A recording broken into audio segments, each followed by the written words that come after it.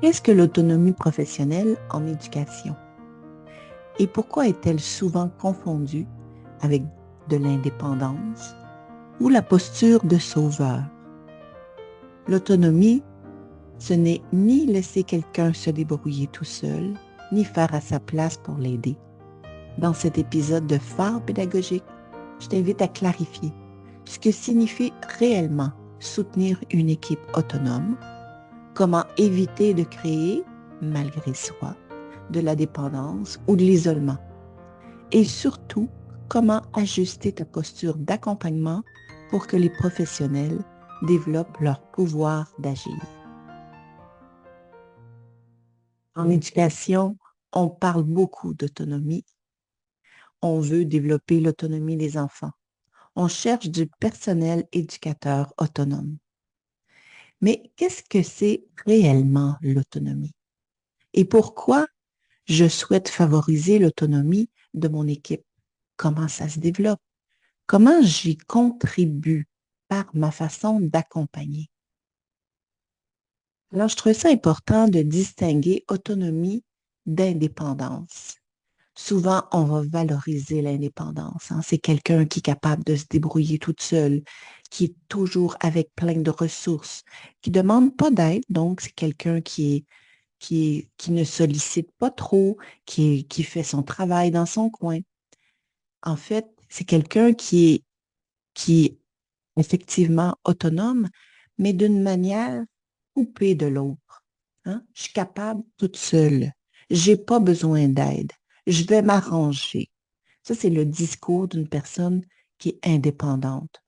Donc, c'est souvent les personnes qui sont en réaction à la dépendance, mais c'est un peu le même, un profil qui n'est pas favorable dans une équipe parce que ça devient des personnes qui sont plutôt solitaires, qui vont avoir de la difficulté à travailler en équipe, qui peuvent aussi cacher un sentiment d'abandon.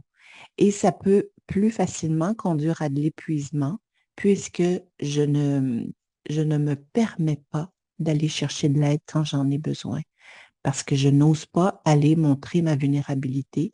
Il y a comme une menace à la vulnérabilité, à me montrer vulnérable.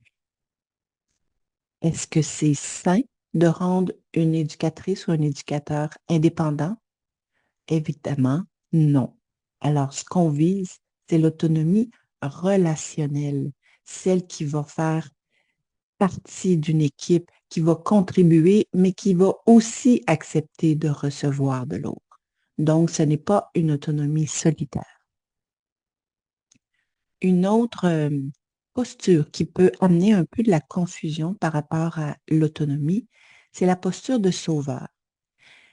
Le sauveur, c'est la personne qui est capable de voir les besoins des autres, qui est capable de régler les problèmes à la place de l'autre, qui est très généreuse souvent, qui va souvent lever la main, qui va vouloir aider une puis une autre. Donc, c'est quelqu'un qui est très engagé dans une équipe, c'est quelqu'un qui est très volontaire et qui peut être très utile dans une équipe. L'inconvénient d'une personne qui est dans cette posture de sauveur, mais elle génère de la dépendance. Donc, c'est les autres qui ne peuvent pas fonctionner sans avoir l'aide de cette personne-là. C'est une personne qui n'est pas en contact avec ses propres émotions ni avec ses besoins. Donc, elle, au lieu de ressentir ses émotions et ses besoins, elle va s'occuper des autres. Elle va s'occuper de ceux qui ont besoin d'aide. Alors, c'est souvent des personnes qui vont générer de la dépendance. Alors, pourquoi la posture de sauveur nuit à l'autonomie? Parce qu'on apprend à l'autre qui n'est pas capable de faire les choses sans nous-mêmes, sans moi, que je suis indispensable. Alors, c'est souvent aussi des personnes qui peuvent s'épuiser parce qu'elles sont toujours au bâton, comme on dit, mais elles ne s'occupent pas de leurs propres besoins. Donc, c'est pour ça que c'est pas nécessairement une posture à favoriser dans son équipe, même si ça peut être très pratique pour une gestionnaire parce que c'est quelqu'un qui est volontaire. Alors, si ce n'est pas une personne indépendante, si ce n'est pas une personne sauveur, qu'est-ce que c'est l'autonomie professionnelle? Mais tout d'abord, c'est une personne qui est en contact avec ses ressources. C'est une personne qui est capable de réfléchir par elle-même, qui est en contact avec ses émotions et ses besoins, qui est capable de les identifier, de s'en occuper. Alors, ça veut dire que si elle est dans une position de vulnérabilité, elle va être capable d'aller chercher de l'aide, de demander du soutien. Et en même temps, comme c'est quelqu'un qui est autonome, qui est en contact avec ses ressources, mais elle va pouvoir aller aider quand la situation le demandera chez une collègue ou un collègue. Donc, c'est une personne capable d'assumer les conséquences de ses décisions, de faire des choix conscients. Donc, c'est une personne qui est en relation, qui est capable de faire les choses seule, mais sans se couper de l'autre. Donc, elle n'est pas dans une posture d'isolation, d'isolement. Je suis capable toute seule. Alors, comment reconnaître le profil dans son équipe? Est-ce que par hasard, toi, comme direction ou comme gestionnaire, sans le vouloir naturellement, tu pourrais encourager l'indépendance? Ça se traduit comme par, entre autres, par exemple, des questions comme je sais que tu vas y arriver, je sais que tu es capable, mais sans aller vérifier, sans faire de suivi auprès de cette personne-là pour voir si finalement elle aurait eu besoin d'aide, mais qu'elle n'a pas osé le demander. Est-ce que par hasard, je me retire trop rapidement dans une situation parce que je suis prise dans mille et un feux à éteindre et que je laisse la personne toute seule? Alors, de la laisser sans soutien, ça va favoriser cette posture d'indépendance chez la personne qui aurait déjà ce profil naturellement. Si j'observe que mon personnel hésite à me demander de l'aide, peut-être que c'est des indices. Elle fonctionne seule, mais elle doute intérieurement. Est-ce que, par hasard, de notre point de vue, tu pourrais encourager, naturellement sans le vouloir, la posture de sauveur? Alors là, c'est d'autres types de questions que tu peux te poser. Est-ce que tu prends rapidement la situation en charge?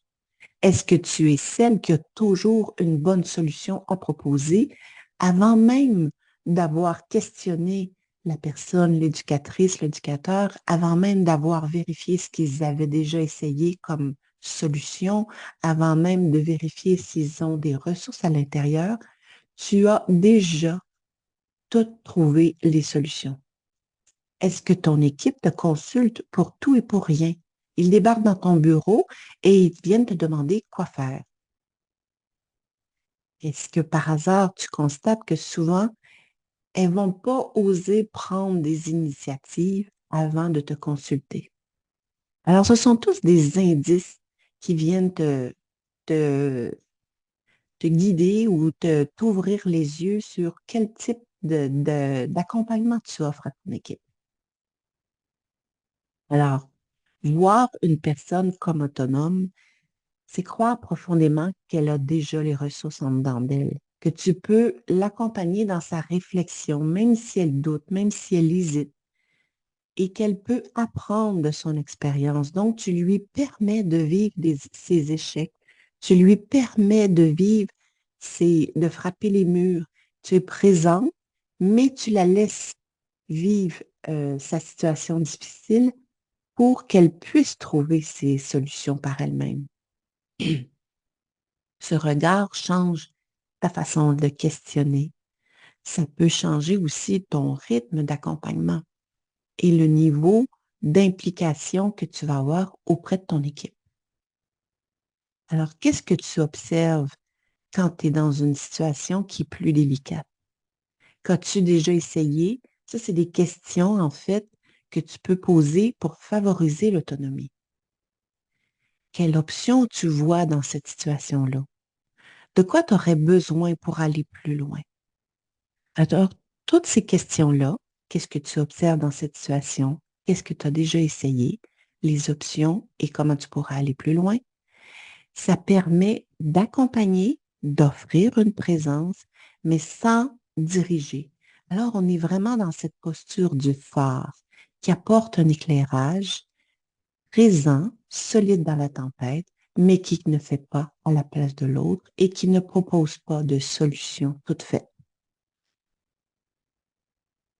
Alors, la posture d'accompagnement vers l'autonomie, c'est savoir être présent, poser un cadre clair, donc c'est ne pas permettre n'importe quoi, soutenir la réflexion et laisser la responsabilité à la place de l'autre. Ce qui lui appartient, je lui permets de le faire et d'aller au bout de son intervention.